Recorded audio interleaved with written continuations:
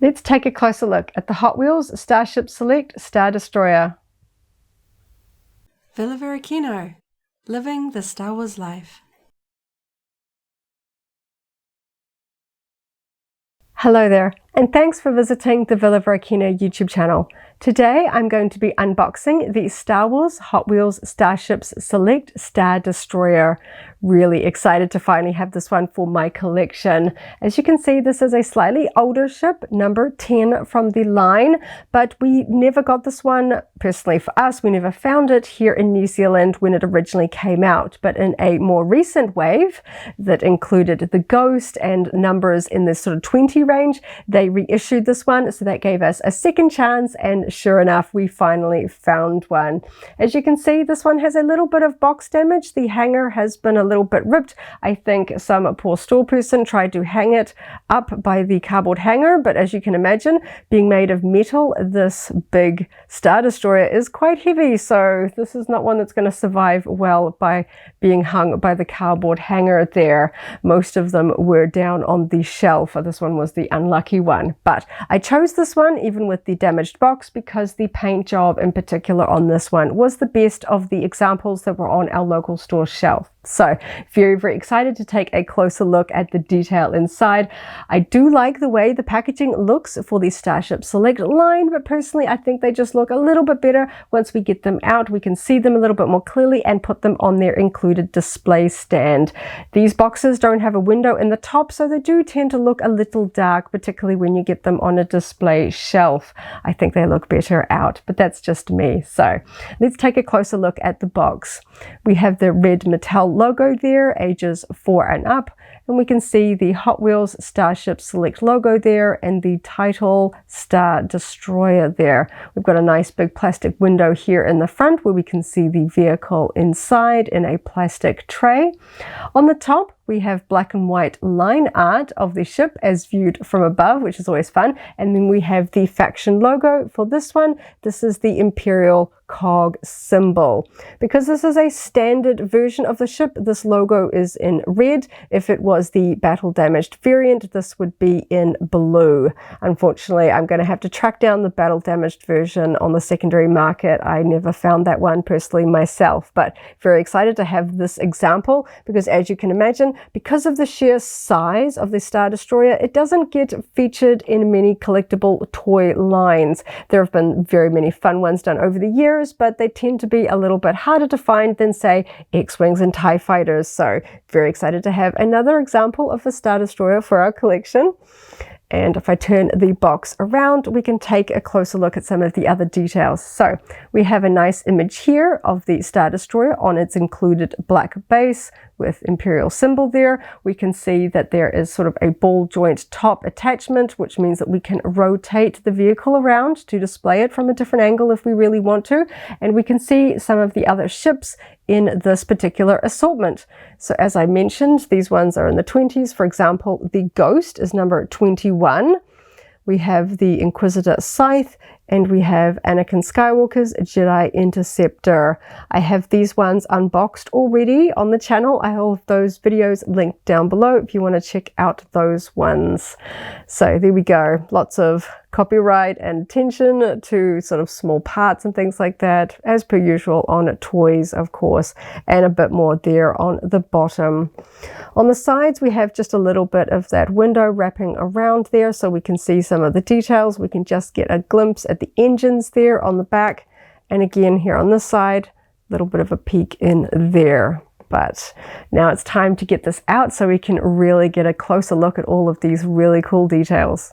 So now I have the Star Destroyer and the box containing the stand out of the packaging. It was a little bit of a wrestle as per usual, but nevertheless it is out now. And in behind the plastic tray, just wanted to show you quickly the cardboard backing insert here, which has a really fun black and white blueprint style all over art of the ships included in this particular assortment. So we can see the Star Destroyer, we've got the Ghost, we've got Anakin's Jedi Interceptor, and and we have the scythe, which is really fun. You can always cut this out and keep it as a little bit of a collectible card if you don't want to keep your whole packaging. I always think that that's really quite fun. All the different views of the ships from above, below, side, all of that sort of fun stuff. So let's take a closer look at the ship in person, and yep, it is heavy. I absolutely love this one. It's, as I said, not something that I actually have too many times in my collection. You know, it would be epic to have, you know, those really large Lego versions and things like that, but obviously it is just so far out of scale. I doubt we will ever see this in the Micro Galaxy Squadron line, because that is a to scale line containing little figures. There's just no way we're ever going to have a ship of this scale featured there. We're not going to have a Hasbro one for the 3.75-inch figures. So yeah, we kind of get these smaller scales, but they are such an important ship in Star Wars, of course, harking back all the way to that opening shot of A New Hope. And I just absolutely love all of this surface texture here. I really do appreciate the detail lines in the Hot Wheels line. It's just something about the detail lines in the metal. It's just really nice and clean, and just gives us a lot of really fun detail that really just shines in this sculpt. So of course I could see this in the box, but it's a little bit more clearer now that it's out under the lights. We have a plastic tip here, and I think that that is probably more of a safety issue. So you don't sort of try to stab somebody with your metal Star Destroyer here. That's probably going to snap off if you try and ram that again. I can see a little bit of difference in the color, as you can probably tell on camera. I do kind of wish it was all metal, but I do understand these are technically toys sold in the children's section of department stores, so they do have to make some concessions there for safety reasons. But yes, and then we've got all that fine detail down the side, and then in the back we have the engines with some really fun blue color, just about the only color on this particular model. The whole thing is pretty much a gray, as expected. We've got those blue there, and then we've got that fine detail running all the way down the side to the ends. On the underside, we've got a bit of a docking bay in here, which is really quite fun. I didn't really expect to sort of see that on the underside. Again, because of the way it was packaged in the box, you can't see the underside, so it's really fun to see all of the detail. And we've got the two rivet points here and one down at the end. And then we have the attachment point where we're going to put it on the stand very shortly. But we can really see all of that lovely fine detail work. A little bit of a sort of a wash over this to accent and sort of seep into those lines to really highlight them, which I think really works nicely. The wash is pretty even on this one. Obviously I couldn't see the underside, but to my eyes that looks pretty even. I can see a little bit of it, you know, sort of around these points, but overall it doesn't look like it's really sort of pooled in any areas, which is really nice. We can see a little bit here. You can just make out sort of like the wash direction on the little Lucasfilm stamp, which obviously doesn't have any detail lines there. And over here we have the very, very tiny Hot Wheels logo there as well. So we can see again on the underside just a little bit of difference where it moves from the metal components to the plastic tip there. And looking at the bridge, this is the part where the wash I think is the most evident.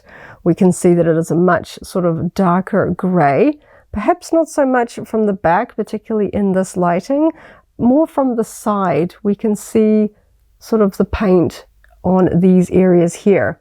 So one of the reasons why I picked this particular one, and with its sort of slight damage to the box, was I noticed that there was a little bit of variation with the way that the wash and the paint was applied over the bridge. And there were some that kind of had a few blotches here, particularly on the front of the bridge, which I thought was a little bit distracting, because personally for me, I am probably going to have this on its stand facing forward.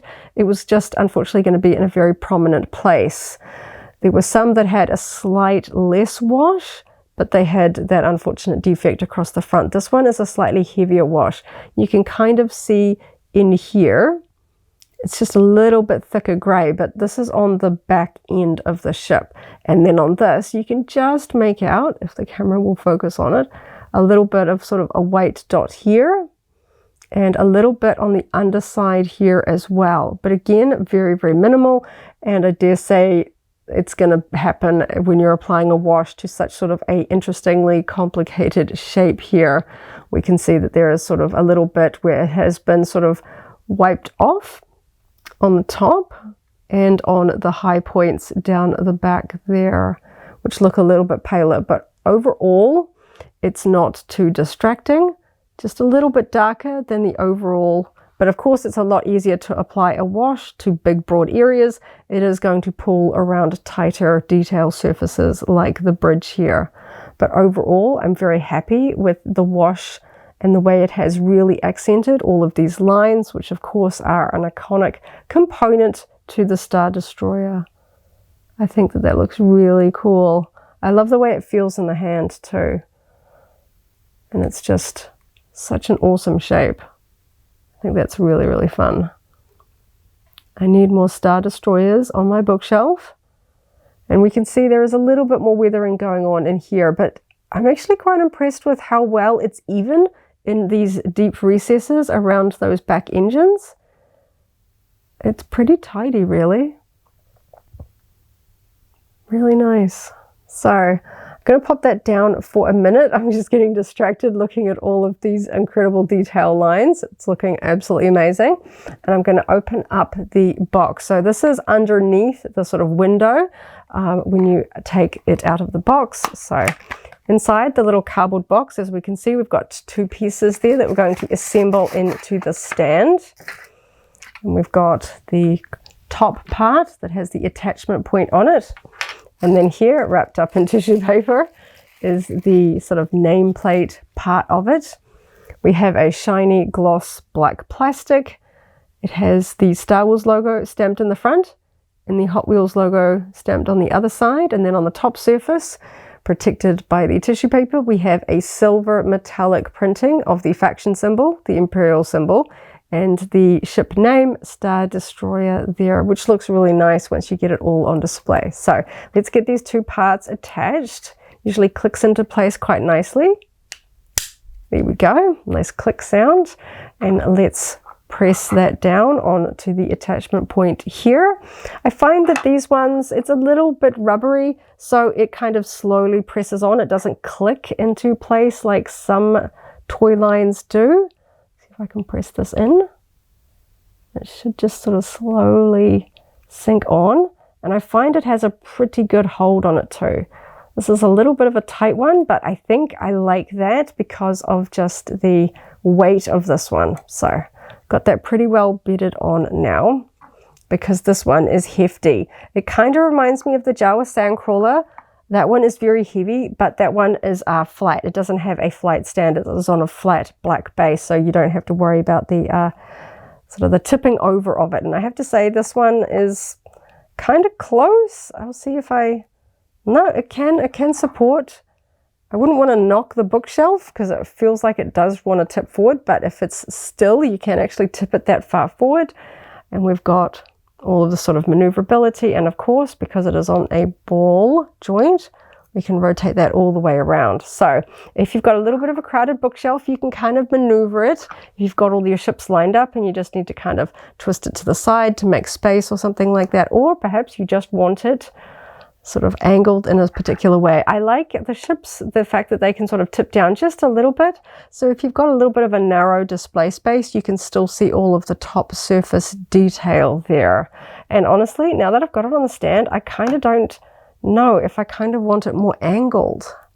I think that looks pretty cool actually.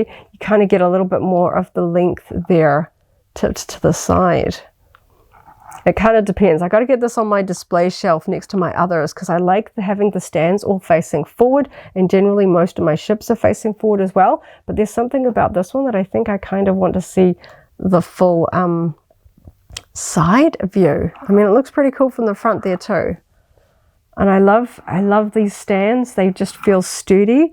You can pick them up and tip them upside down and they won't come off.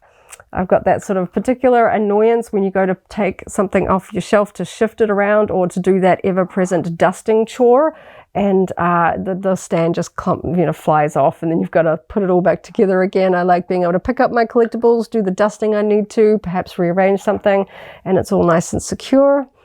And I'm also a little bit wary of stands that are very anxiety-inducing, trying to clip them into place. If they are too tight or they make that sort of snapping sound, I'm always worried about damaging my collectibles. I'm very, very, very much a fan of the attachment point that Hot Wheels uses for these stands. To be honest, I haven't actually tried removing them off the stand, but because it's not a snap into place type fixture, I'm not too worried about how hard that would be to take off if I chose to. Say if I have to put them back in their box or move home or something like that. But overall, I think this is absolutely fantastic. I love the way that it just feels balanced, and I can tip this around and get some really interesting angles. I think the paint on it looks really good. I always do take a little bit of a look at the examples on the store shelf if I have the opportunity to. I know my family knows that I pick up just about every version on the shelf and I take a look at the paint job. It's something I'm just a little bit particular about. For this one, I only had a handful of it. Like I said, I never really found this one in great quantities. Missed out on the first time. Very, very fortunate that Hot Wheels did reissue this in a recent assortment. For us here in New Zealand, the Empire seems to be very, very popular, whether it is Shuttle Tidarium, Star Destroyers, Stormtroopers. If it's Imperial, it disappears off store shelves very quickly here, so I'm not surprised. Very, very happy to finally have this one in my collection, and it is a pretty nice example of it. I think the paint job is really nice and tidy. There's no flaws that are really standing out to me. I really, really like it. And as I said, I need more Star Destroyers. It is such an iconic Star Wars ship.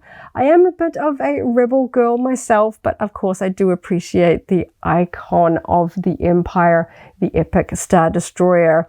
Wouldn't it be fun if Hot Wheels does a Death Star? I think that that would be really, really fun. I don't know if it would necessarily fit in the slightly more rectangular box style. Maybe they would do a special sort of bit more of just a cube shaped box to fit that, but I think that that would be really fun, especially Death Star 2 with all of that in progress detail down the side. That would just be absolutely fantastic to put on a shelf just beside this one. Oh, I need more Imperial ships because, yeah, especially those larger scale ones. If you don't have the budget for the very, very pretty Lego versions, they are very big, very price tag heavy there. This is such an affordable price point. For us here in New Zealand, these retail around 30 to 35 New Zealand dollars. When they're on sale, like this one was, we can grab them for 24, which is just a great bargain. Cheaper than standard Hasbro action figures for us here in New Zealand. So they are a great affordable collectible for someone if you are on a smaller budget, or perhaps just on a smaller scale if you have just a little bit more of a reduced display space. These are so fun. I'm really enjoying opening up the Hot Wheels line. I've collected a few of them, still got quite a few missing. Unfortunately, they didn't come to New Zealand, but I'm having so much fun unboxing them the last week or so. I'm definitely adding a bunch of them to my must track it down list because, yes, I want to complete my collection. This just looks absolutely the coolest. It's such a menacing ship. It's kind of almost cute in this small scale, but I think it is just, I really like the detail. I like the metal sculpting lines on it. Just so cool. I can almost hear the Imperial March playing. It's really cool. Thank you so much for watching my unboxing and review of the Star Wars Hot Wheels Starship Select Star Destroyer. I think that's just really, really cool. My only little critique was just these detail lines, but I do understand that a toy company is going to have some limitations there. And I do think they did a pretty good job of blending that in with the design detail of the metal components. Yeah, but yes, overall, pretty cool. I think this is awesome. Thank you so much for watching. I'll have more from my Hot Wheels Starship Selects unboxings, including the recent waves, linked down below so you can check those out. Catch you in the next video, and as always, may the Force be with you. If you enjoyed this video, go ahead and give it a like. Check out our other videos and subscribe for alerts about new uploads. Thanks for watching, and may the Force be with you.